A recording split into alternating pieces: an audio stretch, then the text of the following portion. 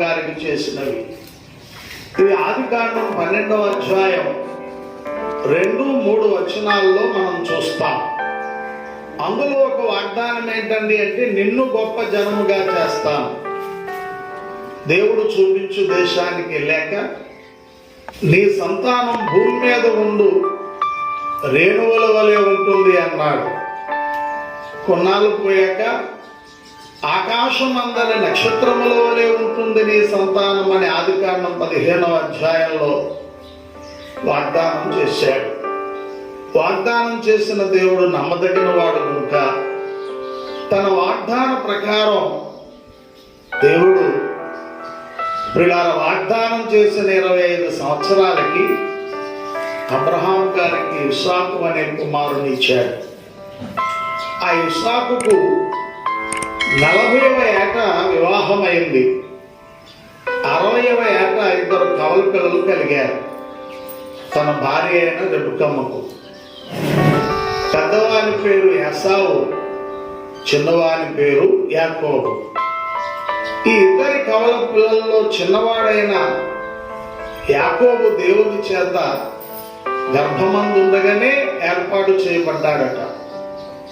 ఈ యాకోబునకు దేవుడు 12 మంది కుమారులను ఇచ్చాడు. ఒక్కగానొక కుమార్తెని ఇచ్చాడు. ఈ 12 మంది కుమారుల్లో నుండి 70 మంది జనాంగాన్ని రప్పించాడు. ఈ 70 మందిలో నుండి 6 లక్షల కాల్బలాన్ని లెక్కించుటకు వీలు కానంత విస్తార జన సమూహమును రప్పించాడు. ఈ సమూహమునకే హెబ్రీయులని, ఇశ్రాయేలీయులని, దేవుని ప్రజలని, ఈ విధంగా చాలా పేర్లు ఈ జనాంగానికి వచ్చాయి అని మనం చూస్తున్నాం. ఈ ఇశ్రాయేలీయులనగా 12 మంది కుమారులలో నుండి వచ్చిన ప్రజలు. ఈ 12 మంది కుమారులను 12 గోత్రకర్తలు అని బైబిల్ విభజిస్తూ వచ్చింది. ప్రియులారా, ఈ 12 మంది కుమారులలో ఒకడే యోధా. ఈ యోధా అనబడిన కుమారుని దేవుడు ఏర్పాటు చేసుకున్నాడు.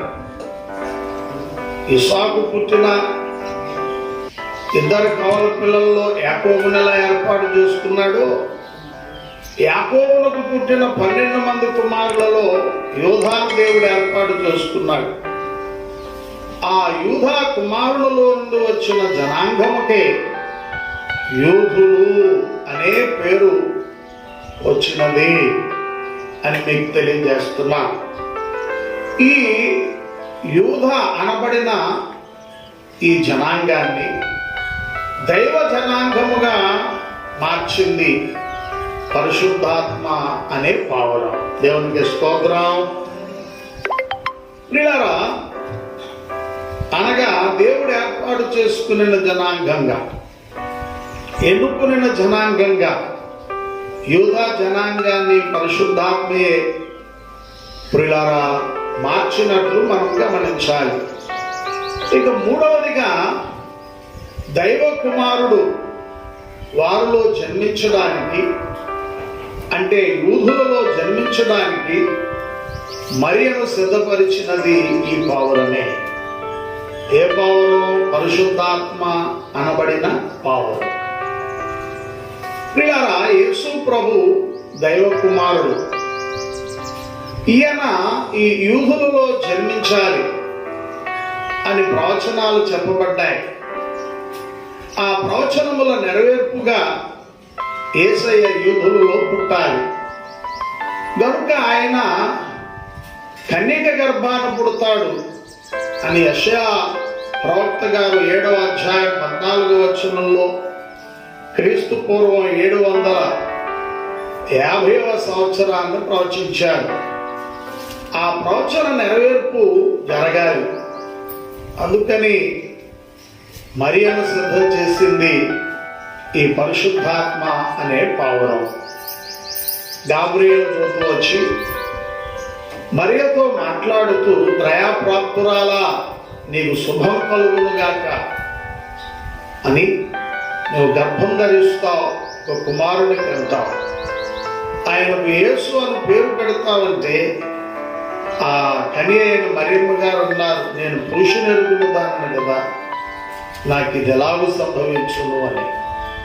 అప్పుడు దేవదూత అన్నారు, పరిశుద్ధాత్మ నీ మీదకు వస్తుంది, సర్వోన్నతుని శక్తి నిన్ను కమ్ముకుంటుంది, తద్వారా నీవు గర్భం ధరిస్తావు, పుట్టబో శిశువు పరిశుద్ధుడై దేవుని కుమారుడని పడతాడు అని ప్రియులారా గాబ్రియేలు దూత లూకాసు వార్త 1వ అధ్యాయంలో మరియమ్మ గారితో మాట్లాడినట్లు చూస్తున్నాం.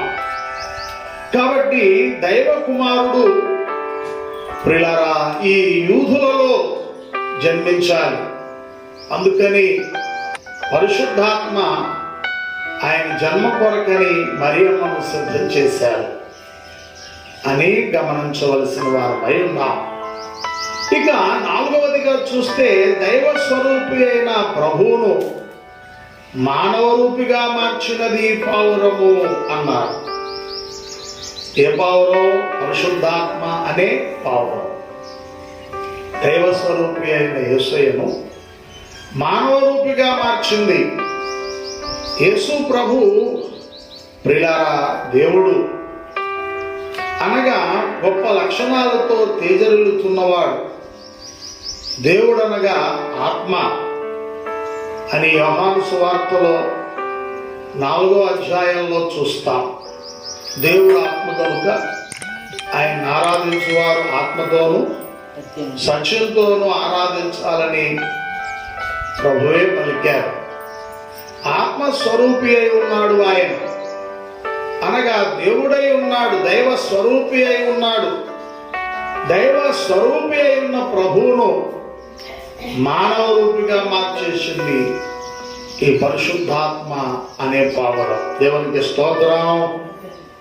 ప్రియులారా, మరియమ్మ గారి గర్భంలో మనిషి ఎలాగో కణరూపంలో స్త్రీ గర్భమందు ప్రవేశిస్తాడు, ఆ తర్వాత కణమల్లా పిండంగా మార్చబడి పిండమల్లా శిశురూపము దాల్చి 9 మాసములు ఉండి ఎలాగూ మనిషి పుడతాడో అలాగే యేసు ప్రభువు మానవ రూపిగా ఆయన పుట్టవలసి ఉన్నది కనుక దైవ స్వరూపి అయి ఉన్న ఆయనను మానవ రూపిగా మార్చింది ఈ పరిశుద్ధాత్మ అనే పావురం అని మీకు తెలియజేస్తున్నాం. ఇక 5వదిగా నరరూపధారి అయిన ప్రభు బాప్తిస్మ కాలమందు ఆయన శిరస్సు మీద వ్రాలి అందరకు అగుపడిన పావురము అన్నారు. పుట్టిన ప్రభు 30 సంవత్సరాల పాటు మరుగుగా జీవించి 30వ సంవత్సరాన యోర్దాను నదికి వచ్చి ఆ యోర్దాను నదిలో బాప్తిస్మమిచ్చు యోహానుతో బాప్తిస్మాన్ని పొందారు. ఆయన ఆ నీళ్ళల్లో బాప్తిస్మము పొంది ఒడ్డుకు రాగానే ప్రియులారా తండ్రి మాట్లాడడం, పరిశుద్ధాత్మ పావుర రూపంలో వచ్చి ఆయన మీద వ్రాలడం అక్కడ జరిగింది. గనుక నరరూపధారి అయిన యేసు ప్రభు బాప్తిస్మం పొందేటటువంటి సమయంలో ఆయన శిరస్సు మీద ఈ పరిశుద్ధాత్మ పావుర రూపంలో ప్రియులారా రాలి, అనగా పావుర రూపంలో ప్రత్యక్షమైనది ఈ పరిశుద్ధాత్మ అనే పావురము అని మనం చూస్తున్నాం. ఇక 6వదిగా చూస్తే దైవత్వము యొక్క సర్వ పరిపూర్ణతను క్రీస్తు ప్రభు యొక్క శరీరమునందు కనపరిచిన పావురము అన్నారు. దైవత్వము యొక్క సర్వ పరిపూర్ణతను మనం ఎక్కడ చూడగలమండి అంటే యేసుక్రీస్తు వారిలోనే ప్రియులారా అని గమనించాలి. అలాగూ కనపరచుచూ వచ్చినది ఈ పరిశుద్ధాత్మ అనే పావురం. యేసు ప్రభువును గత 2000 సంవత్సరాల కాలంలో దేవుడుగా నమ్మనవారు, అంగీకరించినవారు కడకు తెలుసుకుని ఆయన దేవుడని అంగీకరించారు కోపవలగా అని చరిత్రలు మనకు తెలియజేస్తున్నాయి. ఆయన ప్రియులారా దైవత్వం యొక్క సర్వ పరిపూర్ణత ఆయనలో మనం చూడగలుగుతాం. దేవుడు అనబడవాడు ఇలాగూ ఉన్నాడు, ఇలాగూ ఉండాలి, ఇదిగో ఈయనే అని సాక్ష్యమిచ్చుటకు ప్రియులారా ఆధారంగా ఆయన మనకు కనబడుతున్నాడు అని మీకు తెలియజేస్తున్నాను. అందుకే పౌలు భక్తుడు తీతుకు పత్రిక రాస్తూ మహాదేవుడు ఆయన అన్నాడు. ఏ దేవుడట? మహాదేవుడు అన్నాడు. దేవుడు వేరే, మహాదేవుడు వేరే. శ్రమ అనబడిన పదం వేరే, మహాశ్రమ అనబడిన పదం వేరే. కనుక మహాదేవుడుగా ఆయన కనిపించుతూ ఉన్నాడు. అంటే దైవత్వం యొక్క సర్వ సంపూర్ణత ఆయనలోనే మనం చూడగలం. అలా చూపించుచూ వచ్చింది పరిశుద్ధాత్మ అనబడిన పావులు. దేవునికి స్తోత్రం. ఇక 7వదిగా చూస్తే క్రీస్తు ప్రభువునందు విశ్వాసం ఉంచిన వారిపై ప్రియులారా రాలి క్రైస్తవ సంఘంగా మార్చింది పావులు. యేసయ్యను నమ్ముకున్న 120 మంది ప్రారంభంలో చెప్పుకున్నాం. గదిలో కూడి వారందరూ ఒకే మనస్సుతో ఎడతెగక ప్రార్థన చేస్తూ ఈ పరిశుద్ధాత్మ కొరకు ఏం చేశారు? కనిపెట్టారు. కనిపెట్టిన వారందరి మీద రాలింది 10వ రోజున. యేసయ్య శిరస్సుపై యోర్దాను ఒడ్డులో ఎలా రాలినదో ఈ పరిశుద్ధాత్మ అనే పవరో ప్రియులారా 10వ దినమై ఉన్న పెంతెకోస్తు పండుగ నాడు యేసు ప్రభువునందు విశ్వాసం ఉంచిన వారి మీద కూడా రాలి క్రైస్తవ సంఘంగా ఈ 120 మందిని మార్చింది ఈ పౌరమే అని మనం గమనించాలి. కనుక సంఘ ప్రియులారా నిర్మాణకుడు అంటే సంఘమును స్థాపించిన వాడు పరిశుద్ధాత్మే. ఆది నుండి పరిశుద్ధాత్మ యొక్క పని, పరిశుద్ధాత్మ తండ్రి వారి యొక్క ప్రయాస ఎంత గొప్పదో మనం గ్రహించుచు ఆయన పనిని బట్టి మనం ఆయనను స్తుతిస్తూ ఆరాధించుచు కీర్తించవలసిన వారమై ఉన్నాం. ఇక 8వదిగా చూస్తే ఆ క్రైస్తవ సంఘమును వధువు రూపంగా మార్చుచున్నది పావురం. మనమందరం ఆ సంఘంలో సభ్యులమయ్యాం. యేసు ప్రభువు నమ్ముకుని బాప్తిసం పొందడం ద్వారా, పరిశుద్ధాత్మ చేత నింపబడడం ద్వారా క్రైస్తవ సంఘ సభ్యత్వం మనకు లభించింది. క్రైస్తవ సంఘమై ఉన్న మనం వధువు సంఘంగా మారాల్సి ఉన్నది. రేపెత్తబడే సంఘానికే వధువు సంఘమని, పెళ్లి కుమార్తె సంఘమని, ప్రియురాలైన సంఘమని పేర్లు పెట్టబడ్డాయి. ఆ సంఘంలో మనం ప్రవేశించాలి. క్రైస్తవ సంఘంగా ఉన్న మనం వధువు సంఘంగా మార్పు చెందాలి. అలా మార్చుటకే మన విషయమై పరిశుద్ధాత్మ అనే పౌరం ప్రయాసపడుతూ ఉంది. ఈ ప్రతికూల కాలంలో ఈ పరిశుద్ధాత్మ కుమ్మరింపు కూటాలు ఈ విధంగా జరిగించుచున్నది పరిశుద్ధాత్మయే. మనలను తన సన్నిధిలో చేర్చి తన సహవాసంలో నడిపించుచున్నది ఈ పరిశుద్ధాత్మ అనే పావురమే. కనుక ఈ పరిశుద్ధాత్మ అనే పావురానికి ఏమిచ్చినా రుణం తీర్చుకోలేదు.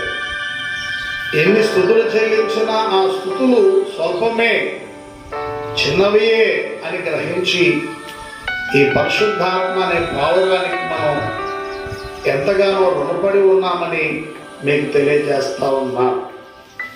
కాబట్టి క్రైస్తవ సంఘమును వధువు రూపంలో మార్చుచున్నది ఈ పావురమే. ఇక 9వదిగా మధ్యాకాశంలోకి వచ్చుచున్న వరుడైన క్రీస్తు ప్రభువును కలుసుకోవడానికి సంఘమును పావుర రూపంలో ఎగిరి వెళ్ళడానికి మార్చుచున్నది ఈ పరిశుద్ధాత్మ అనే పావురం. అనేక మార్లు వింటున్నాం. రేపు మనం అనగా ప్రభువచ్చు సమయంలో యహము నుండి పరమున కేగాలి, భూ నుండి మధ్యాకాశానికి ఎగిరి వెళ్ళిపోవాలి. అలా ఎగిరి వెళ్ళేటటువంటి పని పక్షులు కలిగి ఉన్నాయి. మనం ఇప్పుడు ఒక పక్షి గురించి చెప్పుకుంటున్నాం, పావురం అనే పక్షి గురించి. పావురము ఎలాగో రెక్కల చాచుచు ఎగురుతూ ఉంటుందో రేపు క్రైస్తవ భక్తులు ప్రియులారా పావురం వలె రెక్కలు చాపుచు ఎగిరి వెళ్ళనై ఉన్నారు. అందుకే భక్తులు అంటారు, ఎగిరేదావా ఎగిరేదావా ఎగిరేదావా ఎగిరేదావా ఏదైనా తెలుసో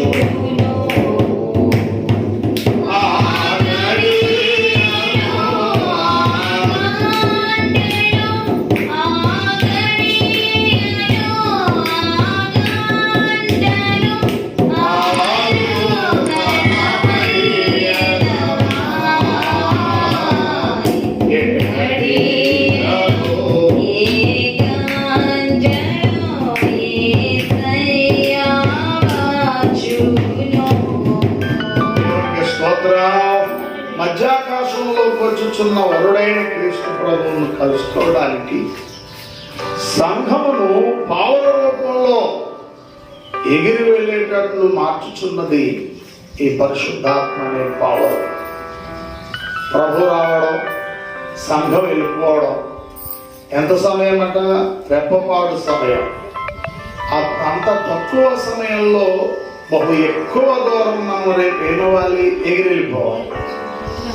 అలా ఎగిరి వెళ్ళేటటువంటి ప్రియారా అనుభవాన్ని, ఎగిరి వెళ్ళగలిగేటటువంటి ఆ శక్తిని, ఆ స్థితిని మనకు అనుగ్రహించుటకు మన విషయమై ప్రయాసపడుతున్నది ఈ పరిశుద్ధాత్మ అనే పావురం.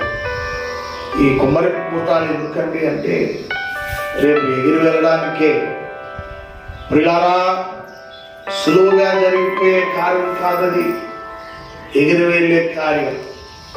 ఎంత శక్తితో మనం నింపబడితేనో ఈ పరిస్థితుల్లో మనం ఉండగలమో ఇది గ్రహిస్తూ ఉండాలి అని మీకు మనవి చేస్తా ఉన్నాం.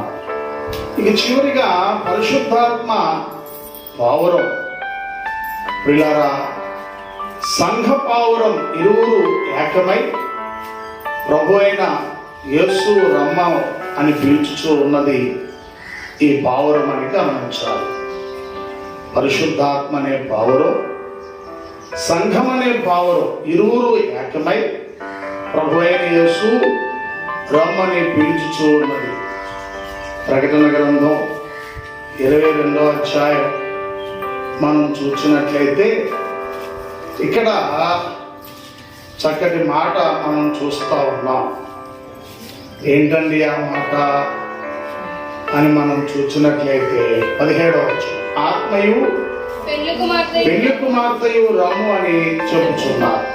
ఆత్మయు అంటే పరిశుద్ధాత్మయు, పెళ్లి కుమార్తె అంటే వధువు సంఘమును ప్రభు అయిన యేసు రమ్ము అని పిలుచుచూ ఉన్నారు. కనుక పరిశుద్ధాత్మ అనే పావురం, సంఘము అనే పావురం ఇరువురు ఏకమై ప్రభు అయిన యేసు రమ్ము అను పిలుచుచూ ఉండినట్లుగా చూస్తూ ఉన్నాం. కాబట్టి ఇంతవరకు పరిశుద్ధాత్మ అనే పావురం గురించి ధ్యానం చేసుకున్నాం. ఒకటి సృష్టిలోని పిల్లల పావురం, రెండవది పరిశుద్ధాత్మ అనే పావురం, మూడవది సంఘం అనే పావురమును గురించి దైవజనుడు తెలియపరిచారని మనం తెలుసుకున్నాం.